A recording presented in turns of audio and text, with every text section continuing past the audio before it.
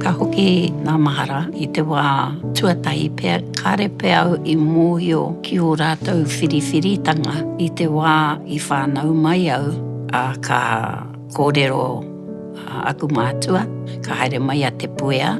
Nāna no te puea I whakatupu mai tōku nei whaia a papi pokaia. I tōku haerenga mai ki konei, ka haere mai anō a te puea ki te whakatupu ki te noho mai ki takutaha.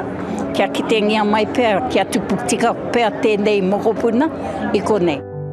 Etahi o ngā tohu I mau I roto I au, me mau mahara te tangata e noho nei koe ki te taha o e kōrero ana koe ki te tangata, me mōhio koe ki te whakarongo ki ōna kōrero. E rongo ana I te ngau o te ao kei roto I o tātou iwi katoa. Tangihia te tangi, arohangia te aroha, engari waihotia te rā. Ki te taha, haere ki te ao o te ora. Hi koe koe I roto I te ao o te ora.